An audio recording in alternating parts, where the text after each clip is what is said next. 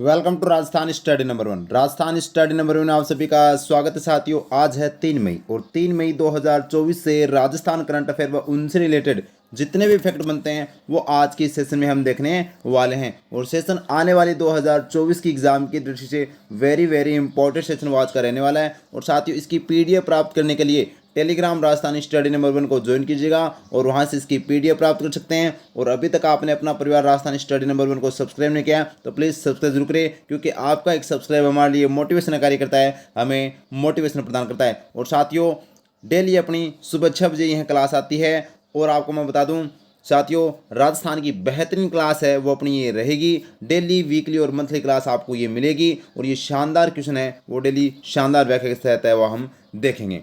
Clear है। अब last में आपसे एक क्वेश्चन भी पूछूंगा जिसका जवाब आपको कमेंट के माध्यम से है वो देना है। ठीक है, तो देखिएगा अपना फर्स्ट क्वेश्चन और वेरी इंपॉर्टेंट क्वेश्चन है। हाल ही में भारतीय पुरातत्व संरक्षण विभाग को सर्वेक्षण विभाग को राजस्थान में कहां पर 2500 वर्ष पुराने यजकुंड सिक्के व धातु के औजार मिले हैं? तो बताओ भाई कहां पर मिले हैं? तो ऑप्शन ए अपना राइट आंसर हो जाएगा बहसगांव डीग के अंदर। बहसगांव डीग के अंदर है साथियों 2500 वर्ष पुराने जो यजकुंड सिक्के व धातु के औजार है वो यहाँ पर मिले हैं। ये ध्यान रखना वेरी वेरी इंपॉर्टेंट है, लगा लीजिएगा स्टार। इससे हम बात करें तो 2021 के अंदर 22 के अंदर लगभग हमीरगढ़ के अंदर भीलवाड़ा के अंदर लोहे की खान है वो यहाँ पर मिली थी। ये ध्यान रखना। जोधपुरा कहाँ पर है? तो जोधपुरा सभ्यता जयपुर में है और नोहर सभ्यता कहाँ पर है? भरतपुर के अंदर है। ये भी आपको अच्छे से याद रखना है। तो यहाँ पर कौन कौन से अवशेष मिले और ये कब से वो खुदाई स्टार्ट की गई थी, पूरी चर्चा है वो इस करने वाले हैं। तो देखिएगा बहसगांव डीग की बात करें साथियों, चर्चा में क्यों है? क्योंकि यहाँ पर 2500 वर्ष पुराने यजकुंड सिक्के व धातु के औजार है वो यहाँ पर मिले हैं। खुदाई की बात करें तो भारतीय ये सर्वेक्षण है, थोड़ी मैं समझ आऊँगा, सर्वेक्षण विभाग है। ठीक है, सुरक्षा विभाग नहीं है, भारतीय सर्वेक्षण विभाग के द्वारा है वो साथियों इसकी है वो खुदाई की गई थी। और अगर मैं बात करूं तो इसकी जो शुरुआत है वो 10 जनवरी 2024 से खुदाई की शुरुआत की गई थी। तो 10 जनवरी 2024 से लगभग 4 महीने हो गए, आज 3 मई हो गई। ठीक है, और यहाँ पर कौन कौन से अवशेष मिले हैं? तो सूंगकालीन अश्विनी कुमारों की मूर्ति के फलक मिले हैं, ये भी आपको ध्यान रखना है, वेरी इंपॉर्टेंट है। अस्थियों से निर्मित उपकरण मिले हैं और महाभारत कालीन मिट्टी के बर्तन मिले हैं। और कुछ साथियों यहाँ पर क्या मिले? अग्नि यानी हवन कुंड मिले हैं, हवन कुंड। और हवन कुंड की जो मतलब मिट्टी है उसको भी है वो सुरक्षित किया गया है। ये ध्यान रखना वेरी इंपॉर्टेंट है। क्लियर है बात? क्लियर है। अब देखिएगा ये अपना बहसगांव जो चर्चा में है और ये पिछली बार जो एग्जाम में रीट के अंदर पूछा गया था, यानी सेकेंड ग्रेड ये एग्जाम में पूछा गया था साथियों। जो 16.27 वर्ष पुराने जो हमें शिलालेख वो मिले थे ना, अवशेष मिले थे डायनासोर के, कहाँ से? अपने जैसलमेर से। वो क्वेश्चन पिछली बार पूछा गया था और अब ये क्वेश्चन पूछा जा सकता है, वेरी वेरी इंपॉर्टेंट है, स्टार लगा लीजिएगा। अब आगे देखिएगा नेक्स्ट क्वेश्चन की ओर चर्चा। नेक्स्ट क्वेश्चन देखिएगा 2 मई को राजस्थान के किस मतदान केंद्र पर लोकसभा चुनाव 2024 के लिए पुनर्मतदान किया गया है? तो साथियों कल 2 मई थी और कल 2 मई को है वो साथियों यहाँ पर लोकसभा चुनाव 2024 के लिए पुनर्मतदान हुआ। तो कहाँ पर हुआ? तो ये ध्यान रखना नांदसी अजमेर के अंदर। कहाँ पर हुआ? नांदसी जो गांव है, नांदसी गांव के अंदर है साथियों। यहाँ पर क्या हुआ? यहाँ की जो पोलिंग बूथ थी ना, क्योंकि इसका दूसरा चरण था, दूसरा चरण जो 26 अप्रैल को हुआ था उसके अंदर जो यहाँ पर पोलिंग बूथ की जो टीम थी उनसे वो साथियों रजिस्टर वगैरह गायब हो जाते हैं और इसलिए यहाँ पर पुनः मतदान है वो किया जाता है नांदसी अजमेर के अंदर। याद रखना वेरी इंपॉर्टेंट है। क्लियर है। अगर मैं बात करूं साथियों करणपुरा श्री गंगानगर, आपको पता है राजस्थान के अंदर यहाँ पर विधानसभा उपचुनाव हुए थे, ये आपको पता होना चाहिए। उसके बाद में बागीदोरा बांसवाड़ा में साथियों आपको पता होना चाहिए कल ही है वो क्या हुई थी, उसमें परसों वोटिंग हुई थी। और यहाँ पर ये याद रखना बागीदोरा बांसवाड़ा में यहाँ पर क्या हुए, अभी हाल में विधानसभा उपचुनाव हुए हैं, क्योंकि कांग्रेस के जो विधायक थे विजय मालवर्गीय, वो कौन है अपने जो मालवीय थे, ठीक है, तो उनके द्वारा है महेंद्रजीत मालवीय के द्वारा इस्तीफा देने के बाद में यह सीट खाली हो गई थी। क्लियर है। और सांगानेर जयपुर से कौन है? तो अपने राजस्थान के मुख्यमंत्री भजनलाल शर्मा, कहाँ से विधानसभा क्षेत्र उनका? सांगानेर जयपुर है। क्लियर है। अब इसकी चर्चा करते हैं नांदसी अजमेर की। आगे देखिएगा, तो देखिएगा नांदसी गांव अजमेर चर्चा में है। क्यों चर्चा में है? क्योंकि लोकसभा चुनाव 2024 के लिए यहाँ पर मतदान हुए हैं। ठीक है, और कब हुए, तो कल 2 मई 2024 को है वो साथियों इसमें मतदान हुए। कारण क्या था, मतदान रजिस्टर गुम हो गया। तो ये जो पोलिंग बूथ जो टीम आई थी, जो अध्यापक आए थे उनसे, और उनको सस्पेंड भी कर दिया गया है। तो यहाँ पर देखिएगा मतदान, तो आपको एक अच्छे से ध्यान रखना है। अगर आप टीचर बन जाते हो तो आपको किन किन बातों का ध्यान रखना है। तो आप अगर वोटिंग करवाने जाते हो तो पूरा ध्यान रखना है, कोई भी रजिस्ट्री वगैरह है, कोई भी अपनी जो वोटर आई डी वगैरह है वो गायब नहीं हो जानी चाहिए। ठीक है, क्लियर है। प्रवीण गुप्ता की बात करें साथियों, तो ये राजस्थान के मुख्य निर्वाचन अधिकारी है। तो वर्तमान में राजस्थान के मुख्य निर्वाचन अधिकारी कौन है, प्रवीण गुप्ता है। अगर मुख्य निर्वाचन आयुक्त पूछे तो आपको बता देना मधुकर गुप्ता। कौन है, मधुकर गुप्ता। अगर बात करें साथियों भारत के मुख्य निर्वाचन आयुक्त कौन है, तो राजीव कुमार है। कौन है, राजीव कुमार है, वो भारत के मुख्य चुनाव आयुक्त है, निर्वाचन आयुक्त है। क्लियर है बात, क्लियर है अच्छे से। तो प्यारा सा एक लाइक कीजिएगा साथियों, और अगर अच्छा लग रहा है तो सब्सक्राइब कर लेना। जो आपको मैं विश्वास दिलाता हूँ, 2 साल से current affair Rajasthan study number 1 का दबदबा है, प्रत्येक एग्जाम के अंदर है। वो स्क्रीनशॉट और अपने टेलीग्राम पर भी आप देख सकते हैं कि पीछे की एग्जाम में अपने क्वेश्चन है वो कितने आते हैं, सीधे सीधे छपते हैं। ठीक है, नेक्स्ट क्वेश्चन देखिएगा, क्वेश्चन नंबर 3। महाराणा प्रताप कृषि एवं प्रौद्योगिकी विश्वविद्यालय के द्वारा गोद लिए गए किन गांवों को स्मार्ट विलेज का खिताब दिया जाएगा। तो यानी हम बात करें साथियों, तो स्मार्ट विलेज का खिताब किन्हें दिया जाएगा, तो आपको पता होना चाहिए महाराणा प्रताप कृषि विश्वविद्यालय जो प्रौद्योगिकी विश्वविद्यालय जो उदयपुर के अंदर है, उसमें उनके द्वारा 2 गांव, एक तो मदार गांव और एक ब्राह्मणों की हुंदर, ये 2 गांव ए और बी साथियों, इन दोनों को है वो स्मार्ट विलेज का खिताब दिया जाएगा। ध्यान रखना, वेरी वेरी इंपॉर्टेंट है, स्टार लगा लीजिएगा।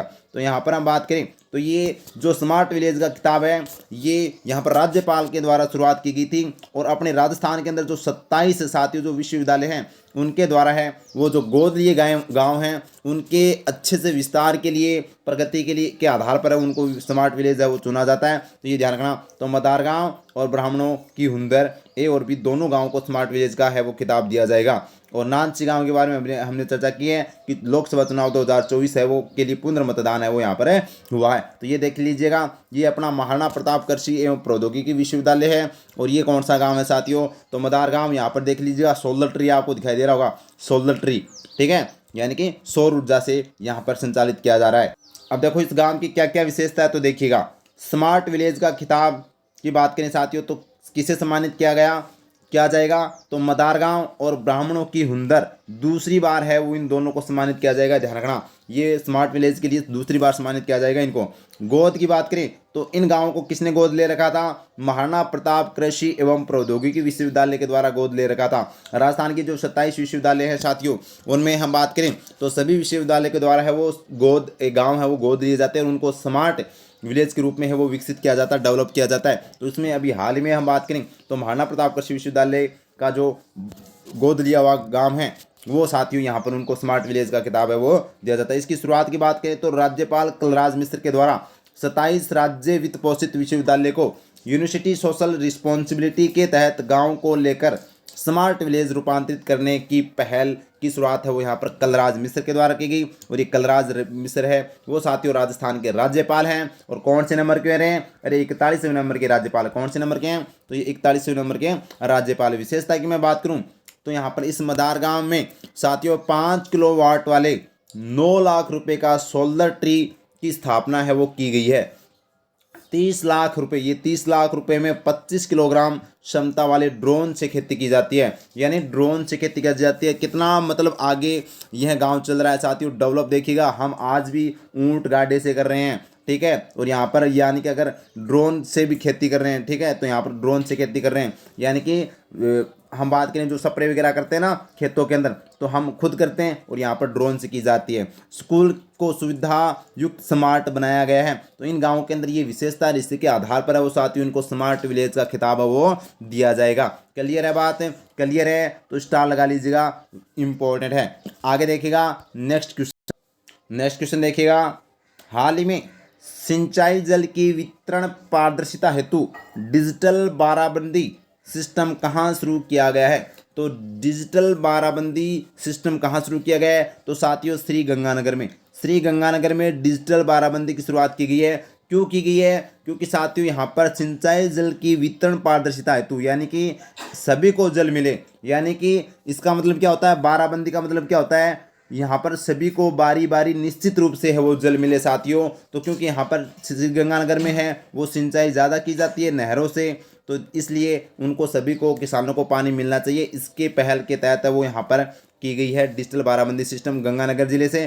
तो स्टार लगा लीजिएगा, वेरी इंपॉर्टेंट है, ये आपको ध्यान रखना है। जबकि गंगानगर से अलग किसको किया गया है, अनूपगढ़ जिले को किया गया है, ये भी आपको ध्यान रखना है। जो पाकिस्तान के साथ सीमा बनाने वाला अपना 5वां यह साथियों जिला हो गया है, ये भी अच्छे से याद रखना। अब देखिएगा इस क्वेश्चन से संबंधित, तो देखिएगा श्रीगंगानगर चर्चा में क्यों है, क्योंकि साथियों डिजिटल जल वितरण प्रणाली की शुरुआत की गई है और इसके लिए डिजिटल बाराबंदी सिस्टम यानी निश्चित बारी बारी सभी को जल दिया जाए, यानी कि कोई भी जल से वंचित न रहे किसान। यानी कि कोई ज़्यादा जल ले लेता है और किसी को जल पानती नहीं आता, यानी कि मतलब बांका हिस्सा में को नहीं आवे, ठीक है, ये याद रखना आपको, ठीक है। और क्यों, तो साथियों सिंचाई जल की आपूर्ति के लिए तो सिंचाई की जाती है यहाँ पर सबसे ज़्यादा नहरों से, तो सिंचाई जल की आपूर्ति के लिए सभी की पूर्ति के लिए यहाँ पर है वो किया गया है। विकसित की बात करें तो राष्ट्रीय विज्ञान केंद्र के द्वारा है वो साथियों यह प्रणाली विकसित की गई है।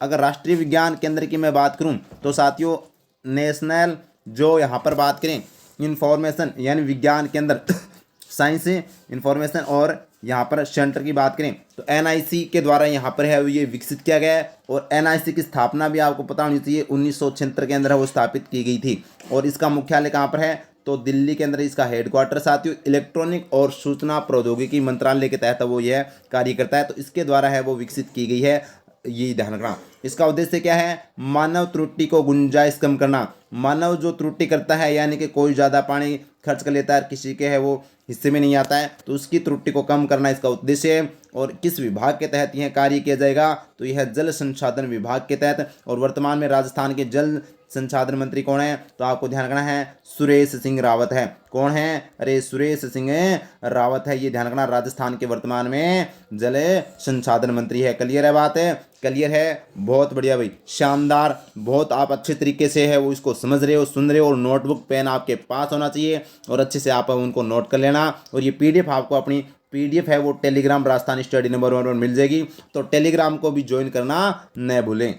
और नेक्स्ट क्वेश्चन है, हरियाणा में आयोजित खेलो इंडिया रोड साइकिलिंग प्रतियोगिता में मोनिका जाट ने कौन सा पदक जीता है, तो मोनिका जाट ने जीता है स्वर्ण पदक। तो मोनिका जाट ने कौन सा पदक जीता है, स्वर्ण पदक जीता है साथियों, ध्यान रखना। और ये कहाँ की है, तो बीकानेर की है मोनिका जाट। कहाँ की है, बीकानेर की है। साइकिलिंग का खेल है और हाल ही में हरियाणा के अंदर आयोजित था खेलो इंडिया रोड साइकिलिंग प्रतियोगिता के अंदर गोल्ड मेडल जीता है, ध्यान रखना। और कल हमने पढ़ा था साथियों, कौन सा पढ़ा था, तो आपको पता है माहेश्वरी चौहान ने कौन सा, तो माहेश्वरी चौहान ने जीता था साथियों कौन सा पदक है, तो कांस्य पदक जीता था, ठीक है, ये आपको ध्यान रखना है। शूटिंग के अंदर सॉरी माहेश्वरी चौहान ने शूटिंग के नहीं, माहेश्वरी चौहान का तो क्या हुआ था, सिलेक्शन हुआ था, किसके अंदर हुआ था, तो जो world cup Paris world cup 2024 है ना, पेरिस ओलंपिक 2024 के लिए है वो साथियों यहाँ पर माहेश्वरी चौहान का सिलेक्शन होता है, ये आपको ध्यान रखना है। जबकि कांस्य पदक जीता बंटी जांगीर ने जो world para athletics grand prix 2024 के अंदर, ठीक है।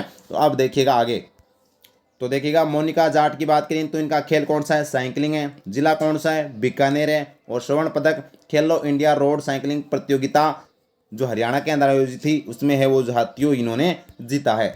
और नेक्स्ट क्वेश्चन, विश्व मजदूर दिवस कब मनाया जाता है, हाल ही में साथियों विश्व मजदूर दिवस मनाया गया है, तो बताओ कब मनाया गया है, तो 1 मई 2024 को मनाया गया है। और वैसे 1 मई को है वो मनाया जाता है, 1 मई को विश्व मजदूर दिवस। साथियों 21 जून को क्या मनाया जाता है, 21 जून को आपको पता होना चाहिए योग दिवस मनाते हैं। कौन सा, अंतर्राष्ट्रीय योग दिवस मनाते हैं। 22 मार्च को आपको पता है साथियों जल दिवस मनाया जाता है। और 22 अप्रैल को है वो पृथ्वी दिवस मनाया जाता है, तो ये भी आपको ध्यान रखना, वेरी वेरी इंपॉर्टेंट है। क्लियर है, अब देखिएगा आगे। अब 1 व 2 मई के जो हमने कल क्वेश्चन देखे थे उनको फटाफट रिवीजन कर लेते हैं और फिर लास्ट में आपसे क्वेश्चन पूछूंगा, उसका जवाब देना है। तो देखिएगा, देश का पहला संविधान स्तंभ कहाँ बनाया जा रहा है, तो राजस्थान विश्वविद्यालय, option A is the right answer. तो राजस्थान विश्वविद्यालय में देश का पहला संविधान स्तंभ। और नेक्स्ट क्वेश्चन है, हाल ही में पेरिस ओलंपिक के लिए क्वालिफाई करने वाली माहेश्वरी चौहान का संबंध किस खेल से है, तो शूटिंग से है वो इनका खेल है साथियों, ध्यान रखना, इंपॉर्टेंट है। और नेक्स्ट क्वेश्चन है, हाल ही में राजस्थान में किस सीट पर विधानसभा उपचुनाव हुए हैं, तो बागीदोरा बांसवाड़ा में है साथियों हाल ही में विधानसभा उपचुनाव हुए हैं। और नेक्स्ट क्वेश्चन है, मोरक्को में आयोजित world para athletics grand prix 2024 में बंटी जांगड़ ने कौन सा पदक जीता? कांस्य पदक जीता है बंटी जांगड़ ने, ये ध्यान रखना, ब्रॉन्ज मेडल। और नेक्स्ट क्वेश्चन है, लोकसभा चुनाव 2024 में राजस्थान की सभी 25 लोकसभा सीटों पर कुल कितने प्रतिशत मतदान हुआ? तो 62.10% मतदान हुआ, 62.10%। ठीक है। और ये आज का प्रश्न आपके लिए है साथियों, हॉकी वाली सरपंच नीरू यादव का संबंध किस जिले से है? सीकर, नीमका थाना, झुंझुनू और जयपुर। तो कौन सा इसका राइट आंसर होगा? कमेंट के माध्यम से कमेंट बॉक्स में जरूर कमेंट करके बताइएगा साथियों। और वास्तव में अगर सेशन अच्छा लगा है तो लाइक कीजिएगा, शेयर कीजिएगा और अपने परिवार को सब्सक्राइब जरूर कर लेना। Thank you. जय हिंद, जय भारत माता की।